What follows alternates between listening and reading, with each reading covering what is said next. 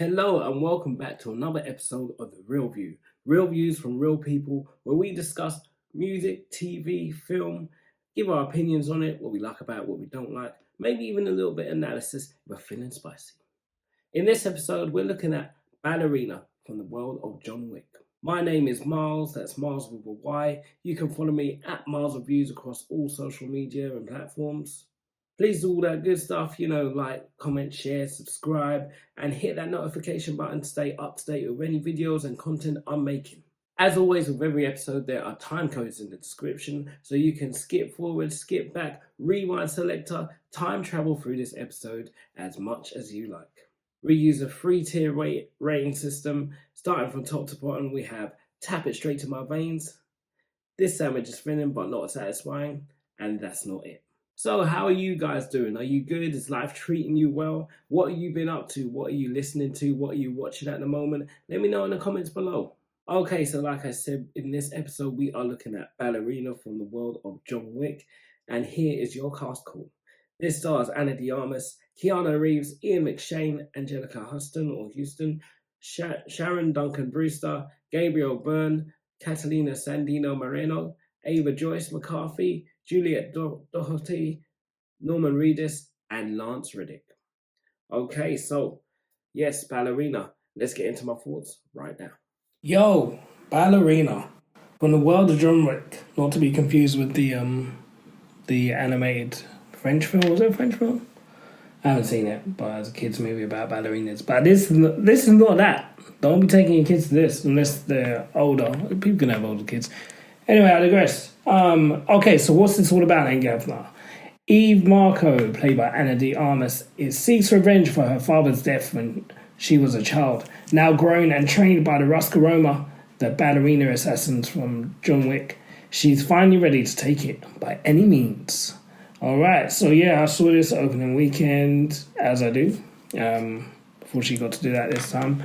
And yeah, let's talk about. So first of all, just get a quick quote out of "Well-placed bullet can change the world." That was one quote that was re-said throughout the movie, and yeah, let's see if it did. So yeah, this movie really, it was pretty much what I expected it to be in terms of like the vibe and the tone. Very much John Wick-esque, being from the world of John Wick. You definitely still got that vibe, got that tone. The world is definitely, I would say, like that. I'd say more so for the first one. I didn't watch the John Wick movies leading up to this, so I can't really compare it that well. But yeah, it definitely matches that vibe, and the sort of hyper violence with the gun fu and interesting fight scenes and that, which we'll get into in a minute. Yeah, it was it's a decent movie. I must admit, for context, I went to this movie very tired. I was just trying to get there real quick, thinking, I'll just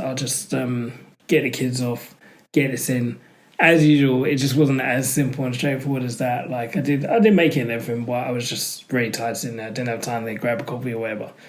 So yeah, man, I did sort of nod off a little bit here and there, but the kind of movie it is, there's always like a loud bang or explosion or a gun going off to quickly wake you up. So I definitely didn't miss much. So yeah, and it's one of those movies where you get, it's basically, it's a vengeance story, innit? Big revenge, big fights, big action is what it is. But for the most part, yeah, the movie was alright. It was a decent time.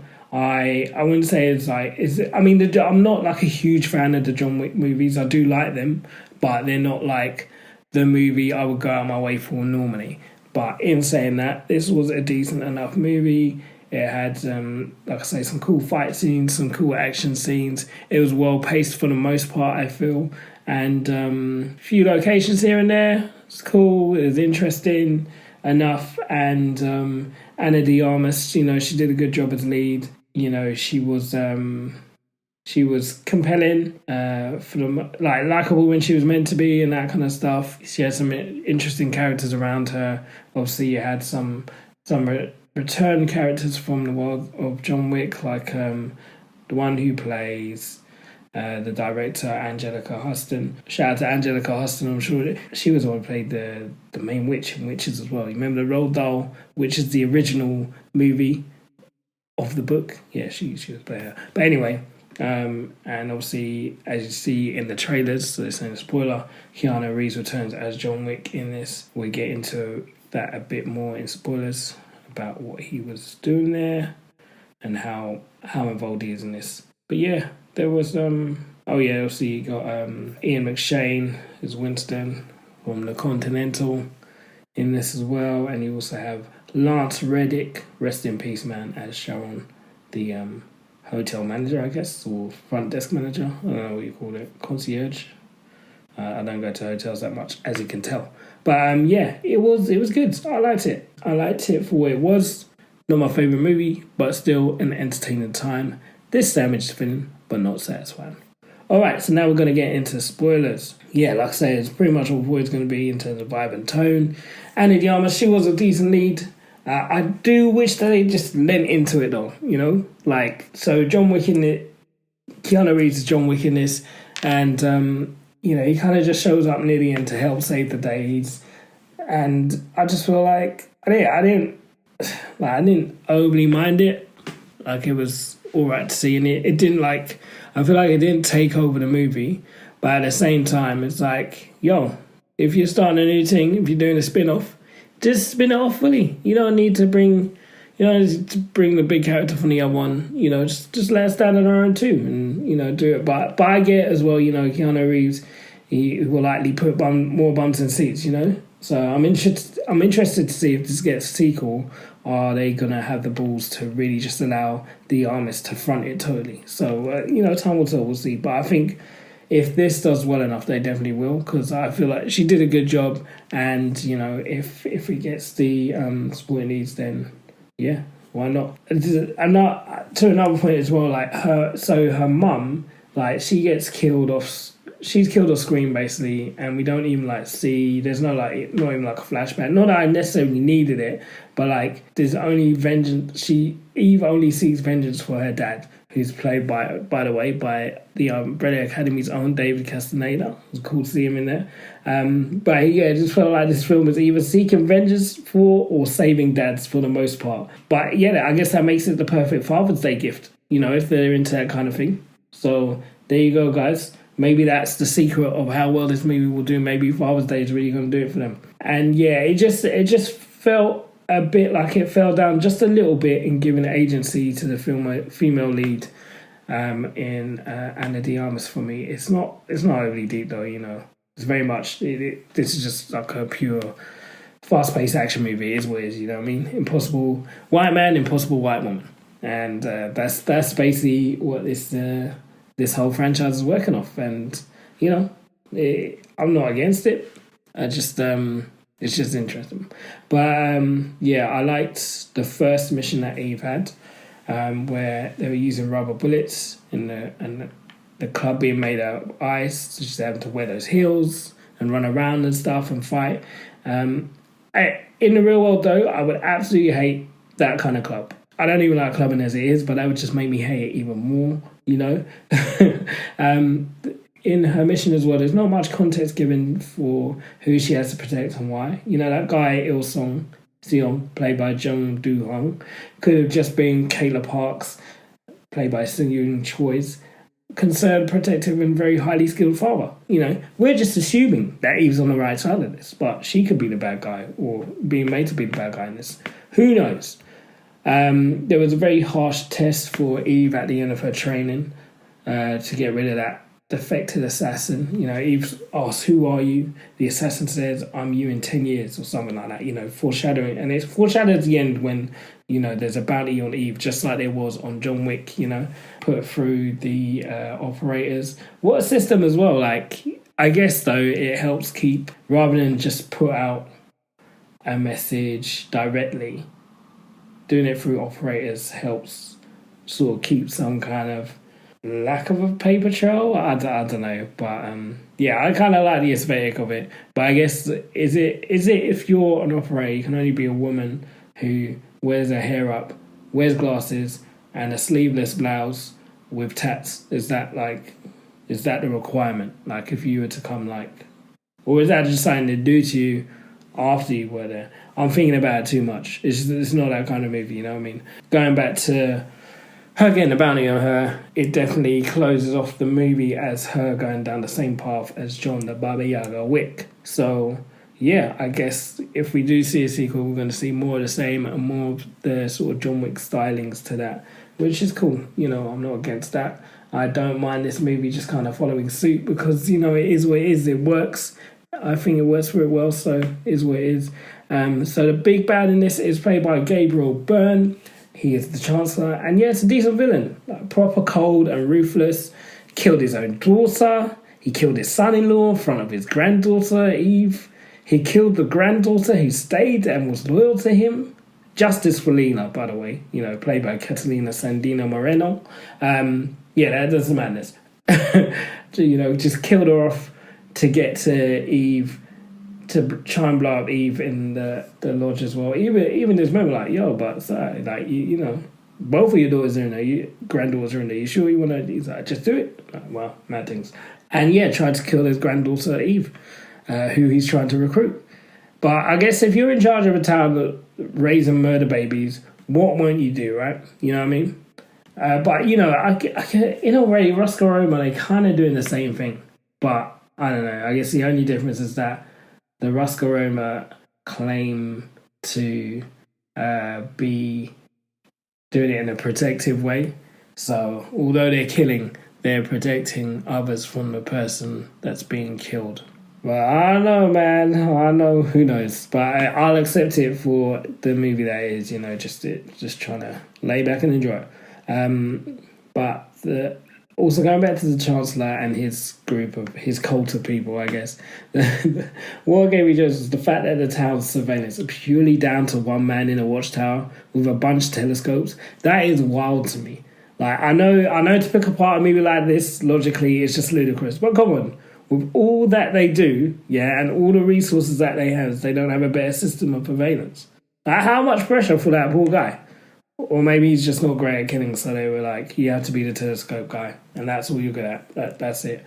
But, I just feel like surely they had the budget for that. Or did they put all the budget into the armory and the training of killing? I don't know. But like I say, I guess it doesn't always have to make sense for these kind of movies. I really like you getting into the boss domain, in that town full of assassins. And I like that it is just a town full of assassins. Like, everyone knows how to kill. Like, the reveal of the seemingly innocent waitress switching into kill mode, that was great. And, like, it was just it just caused a lot of, like, it switched up the dynamic of it. Just, like, she can get at any point, at any turn.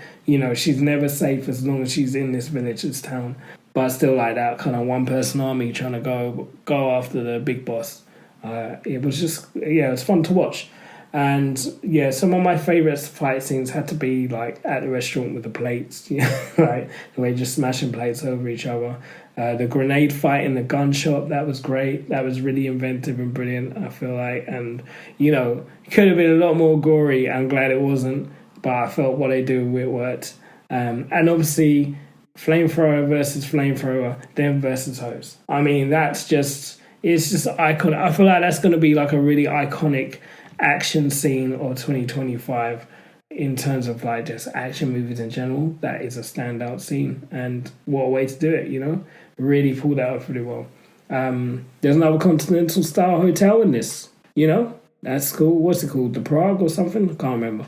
But yeah, it makes sense in this world, but what ruthless hotels, what if you're found doing what you're doing, they just kill you off. I guess the same as Continental, really. But doing the wrong thing, should I say. If you go against the protocol, the rules, if you kill in the hotel, then no. But yeah, like I say, it makes sense in this crazy world that they built. I thought we were going to see more of Sharon Duncan-Brewster. She played Nogi. She's the black woman who was helping to train Eve at the beginning. I couldn't quite place her accent though. Like, was it vaguely African or was it vaguely Eastern European? I can't work out if I was thrown off by the fact that she was black or just the setting, being in the Roscoe Roma, surrounded by Russian aesthetic and influence, I guess. It is Russian, right? But it's good to see Sharon getting more roles in big movies. I remember when I first saw her, it was like in EastEnders, and she just she would play the really troubled character from what I remember. I think it was like Lucas's ex. If anyone watches EastEnders, I didn't even watch it, but I remember this, right? Yeah, Lucas, played by, don't know the guy, I can't remember his name now, British actor as well. But yeah, I mean, anyway, I'm just glad to see her more big things. You know, she was in the first June Part 1. I still haven't watched June Part 2. How mad is that? I will do eventually.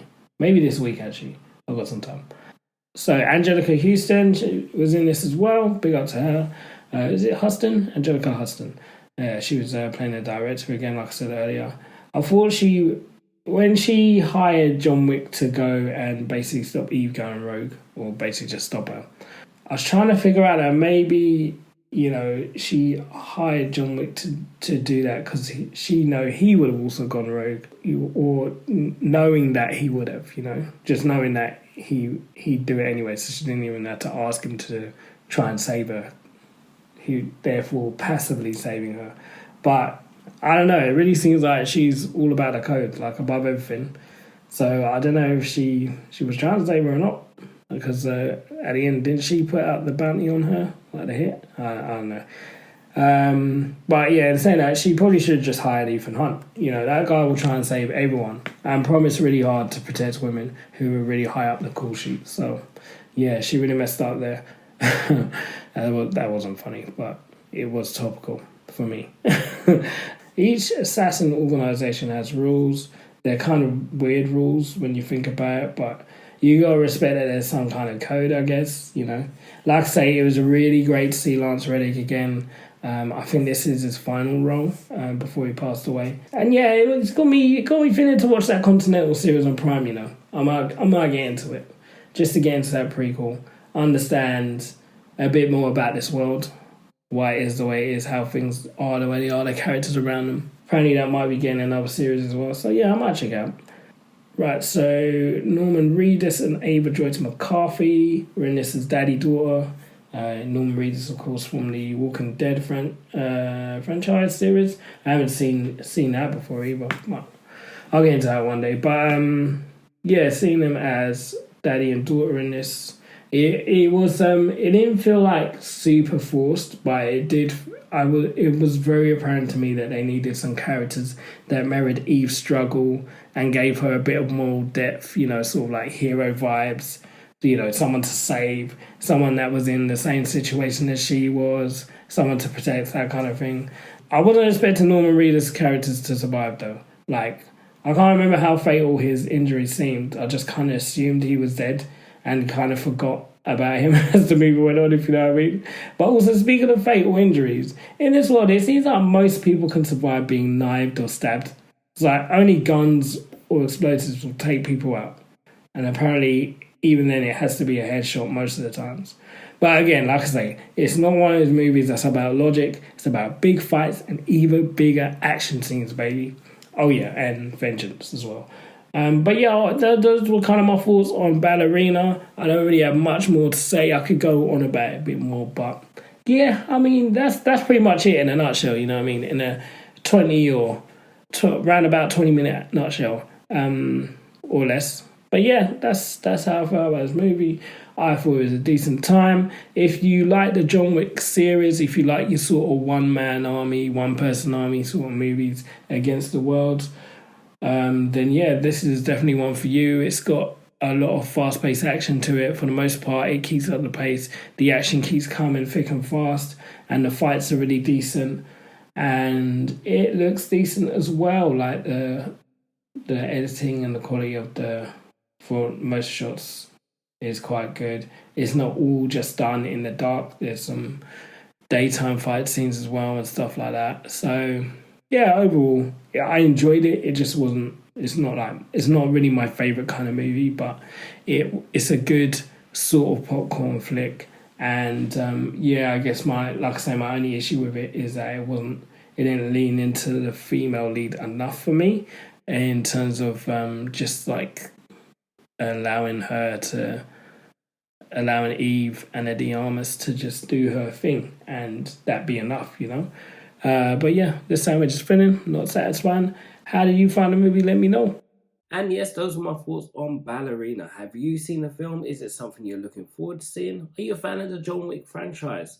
Yeah, let me know in the comments below how you found it. And always let me know what you're listening to, what you're looking at, and all that kind of stuff. So, yes, you've been listening to me, Miles. That's Miles with a Y.